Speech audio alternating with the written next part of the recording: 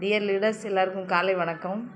இது எங்களோட தோட்டத்தோட காய்ச்ச சீத்தா பழத்தோட மாடல் தான் இது. இதுக்கு முன்னாடி பூவஸ்ரா, நான் ஸ்ரீலங்கா போகிறதுக்கு முன்னாடி பூவஸ்ராவும் குரோமேஜிக்கும் தென்னங்கன்று 20 தென்னங்கன்று இருக்குது. அந்த 20 தென்னங்கன்றுக்கு வச்சுட்டு மீதி உள்ளது அதிலேருந்து கொஞ்சோண்டு எடுத்து வச்சேன். இந்த பூவஸ்ராவும் குரோமேஜிக்கும் கொஞ்சோண்டு தான் எடுத்து வச்சேன். இதுக்கு முன்னாடி பார்த்தீங்கன்னா சைஸ் ரொம்ப குட்டியாக தான் இருக்கும் நார்மலாக.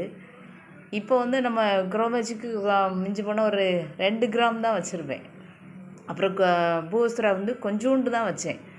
ஏன்னா அதில் உள்ள கொஞ்சம் போல் எடுத்து வச்சேன். அதனோட வளர்ச்சி பார்த்திங்கன்னா பாருங்கள், சீத்தாப்பழம் 2-3 பழம் சேர்ந்து 1 கிலோ பக்கத்தில் வருது. நிறுத்தி பார்த்தாச்சு.